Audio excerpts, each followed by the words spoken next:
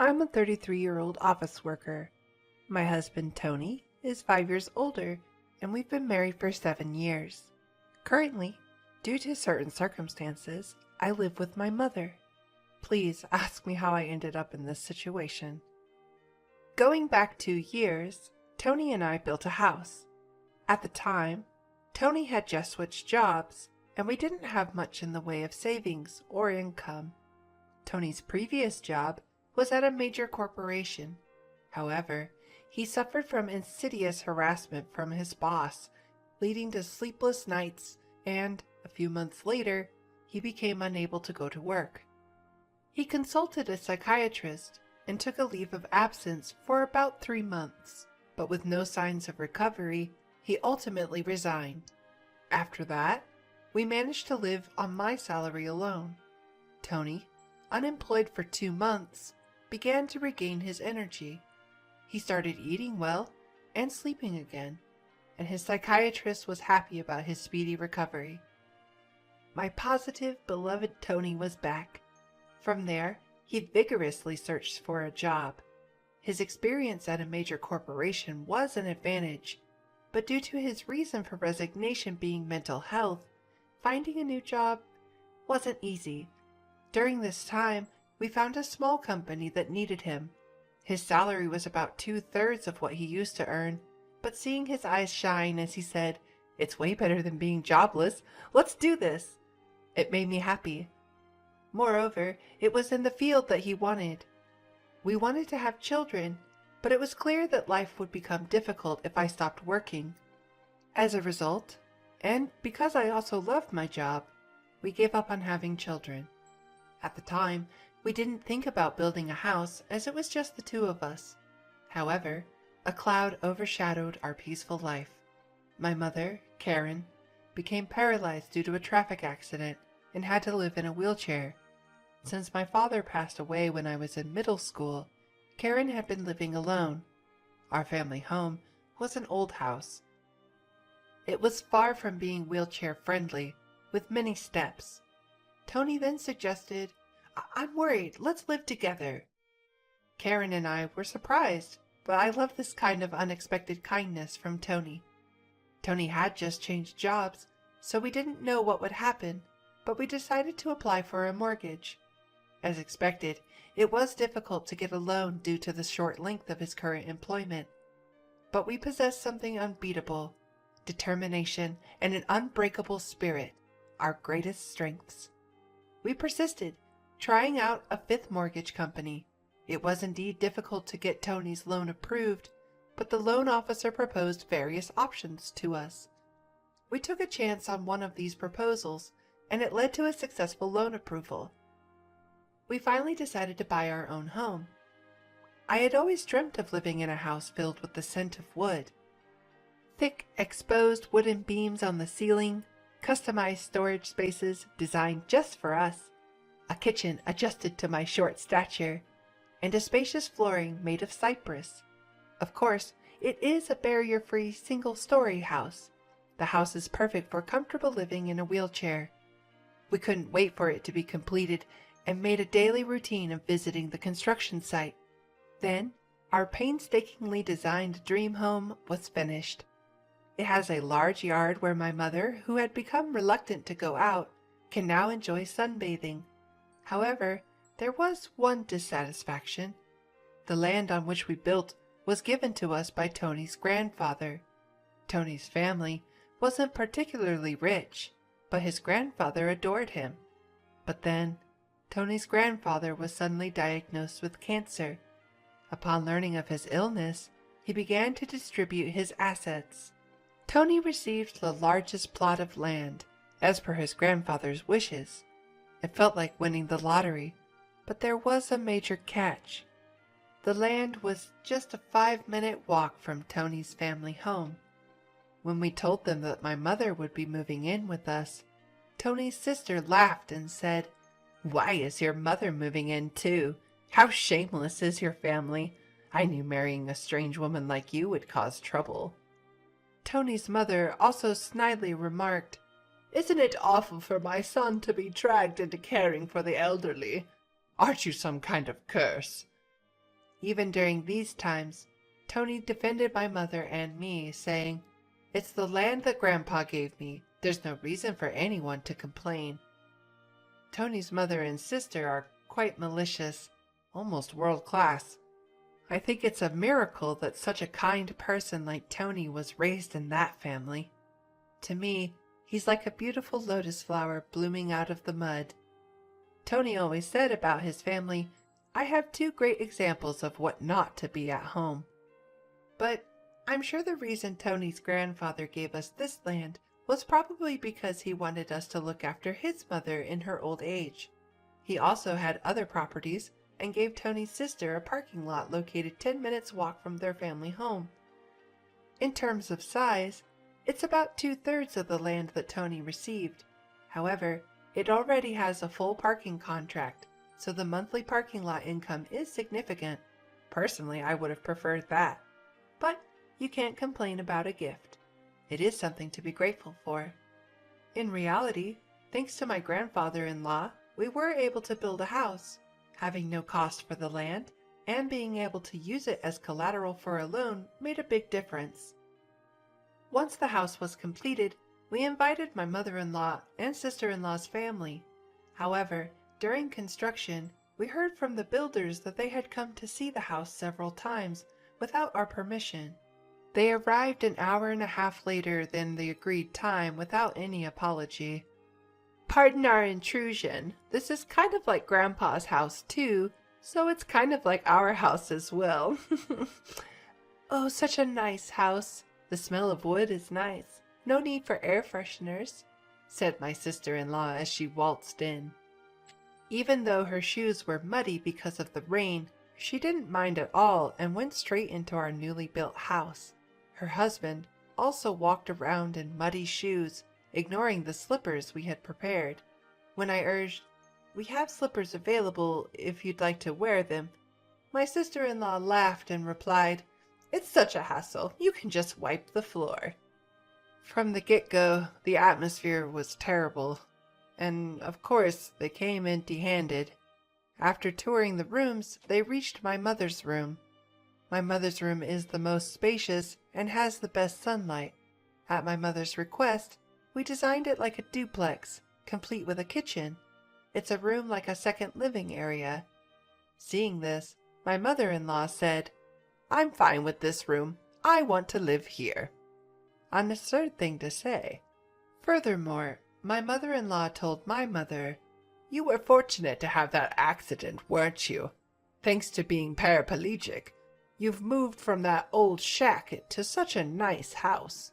Isn't it a turn of fortune?" My mother said nothing, but she looked so sad. Inside, I was boiling over with anger. But before I could respond, Tony spoke up. "What did you just say? There are things you can and can't say to people. It makes me question your humanity.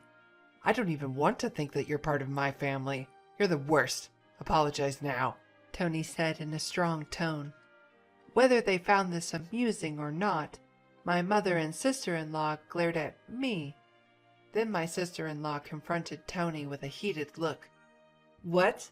What's this all about? That's a total turnoff. It's not cool to invite people and then treat them like that. Just because you built a house doesn't mean you can act all high and mighty."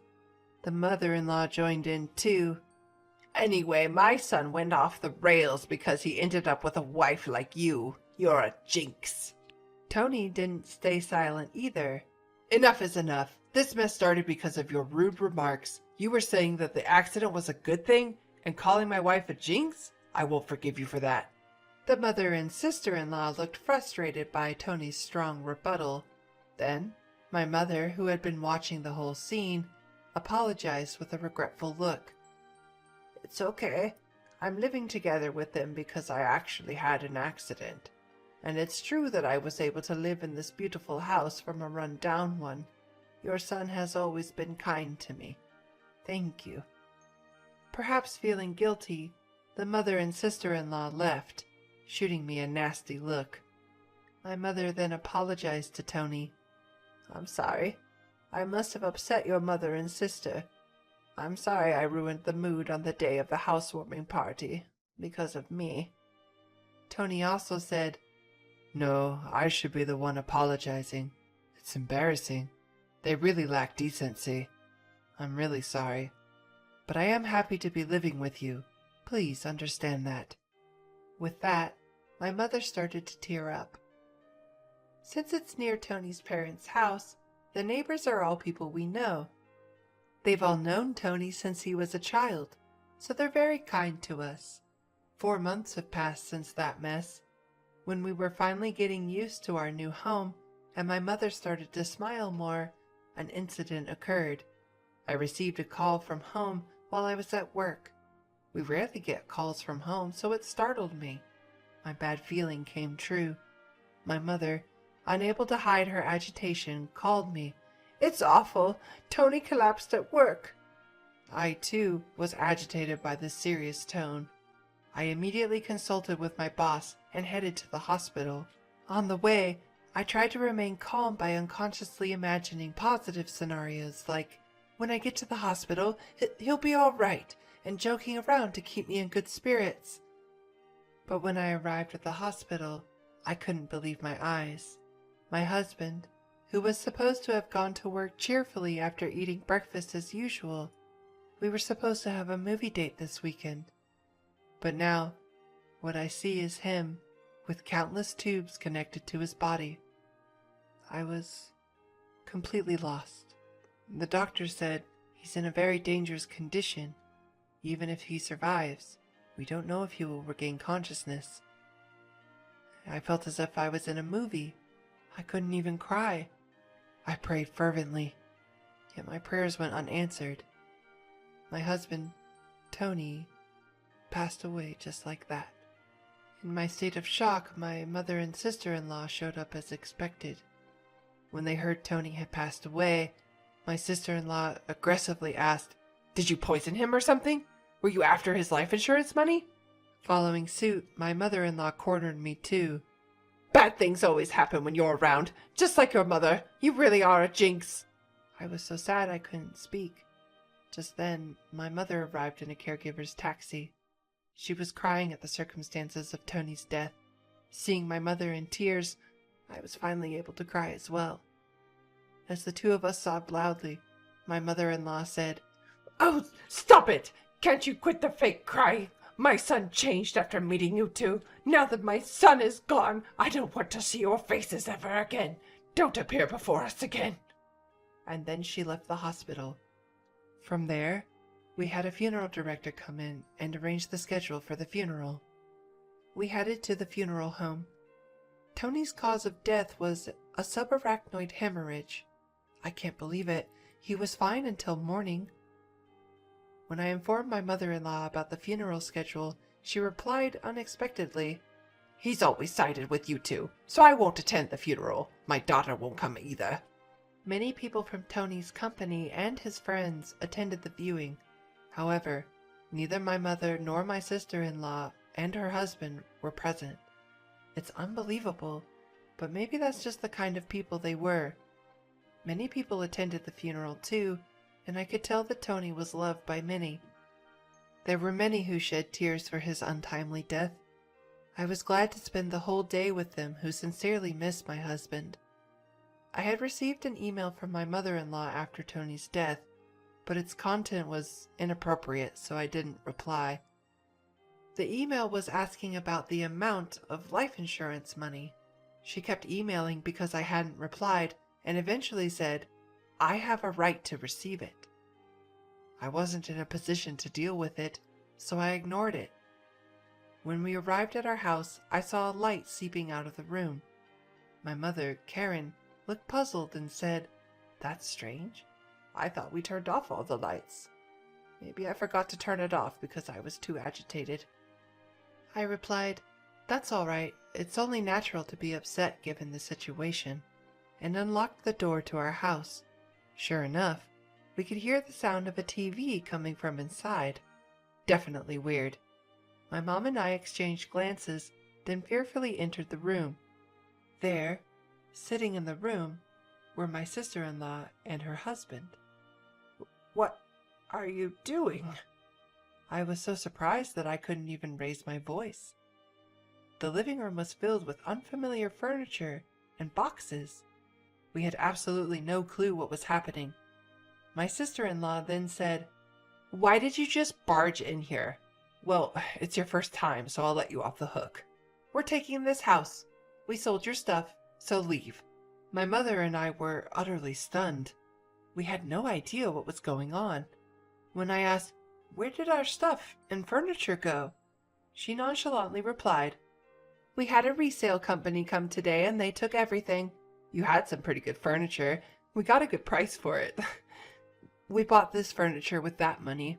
Who wants furniture that a dead person used? It's bad luck, isn't it? I'm the type to care about such things. Your stuff is packed in these boxes.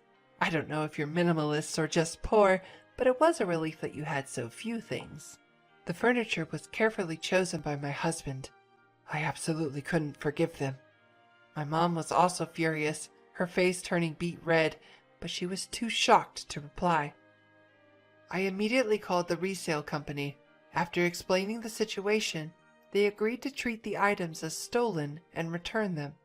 Honestly, now that my husband is gone, I want nothing to do with his family. But I do feel a desire to stay in the house filled with memories of him. As I was struggling with these feelings, my mother said to me in a voice only I could hear, "What do you think Tony would say if you were here now? Maybe he'd say we should leave?" I'm sure that's true.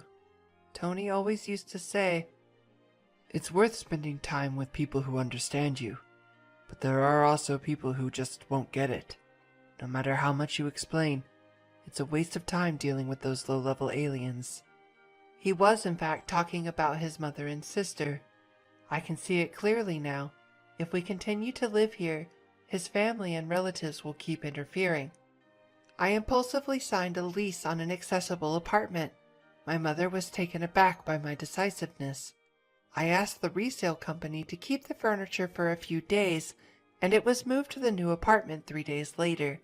In exchange for moving out, I made the mother and sister-in-law promise to cut ties with us. And so, a new life began with just my mother and me in the apartment. It seems that Tony had so many life insurance policies, it was almost obsessive. Tony often joked, always with a smile, "When I die, you guys will be rich." True to his word, my husband left my mother and me enough money to be comfortable for the rest of our lives. He was unable to secure a mortgage when we bought the house, so, being an employee at a major corporation, I purchased the house under my name. I ensured that, even if something happened to Tony first, I certainly wasn't stupid enough to continue paying a mortgage for a house I wouldn't live in. Under the original contract, the house would be auctioned off if the mortgage wasn't paid for 3 months.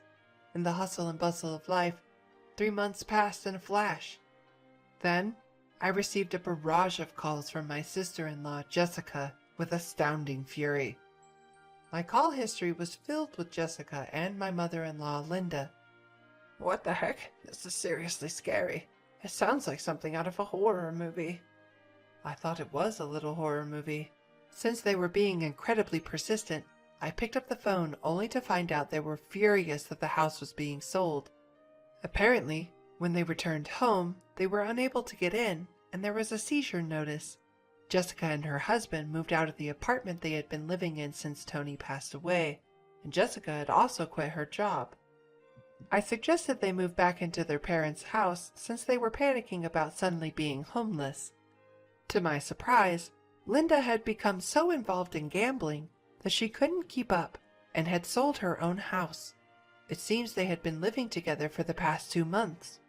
From what I hear, they even sold their primary source of income, a parking lot in front of the train station, a long time ago. Now, Linda and Jessica's family are completely homeless. When Linda said, "I'm sorry for everything. Let's get along. Can you lend me some money, please?" I replied, "I think it's best if you stay away, since I'm a jinx. We're strangers now that we've severed ties." Linda fell silent after mumbling a weak, In my mind, I was laughing, thinking, who's the real bad luck charm here? Then, when I said, "I won't lend you a single cent, Jessica, who had been listening to the conversation next to Linda, shouted, "You devil! Bring us the money right now!" I am a devil and bad luck, so I'm going to hang up now, I replied and ended the call. In truth, I had a lawyer involved for the past 3 months, pushing for the auction of the house. I thought it was an unusual case, but apparently it's not that uncommon. The house was sold without any major trouble, allowing our family a moment of respite. We planned to find a new home with the money Tony left us. Given it's just my mother and I, we don't need a big house. We'd rather prioritize security as 2 women living together. And so, I chose a condominium with minimal noise disturbance. I remember something my husband always said when we built our home. People can get energy from the sun, so let's create a place where the mother-in-law can enjoy her hobby of reading in the garden without feeling self-conscious. With those words, he had made a spacious courtyard for her. So I looked for a condo with a large balcony where she could enjoy her coffee and read. It's smaller than our previous home, but the room is spacious enough to house the furniture my husband proudly chose. The piece of land that was gifted to us by Tony's grandfather was expansive, and the house sold for more than expected. With that money, I bought a rather luxurious condominium. The security is top-notch, so my worrywart husband would surely rest easy. And I heard rumors about my in-laws' family. Our old neighbors were worried about my sister-in-law's family suddenly moving in. My mother-in-law and sister-in-law's family were left homeless. They even tried to borrow money from neighbors. In the end, they couldn't borrow anything and ended up living in public housing after consulting with the community. But they're stubborn people, so it seems the trouble never ends. From what I've heard, they caused a commotion by having a barbecue on their small balcony. Their thoughtless actions must have shocked the locals, and whether it's due to a lack of money or just frustration, they seem to have loud arguments every night. People are saying they're causing such a racket that it sounds like things are being thrown around. My sister-in-law's husband left a long time ago, and now it's just her and Linda living together.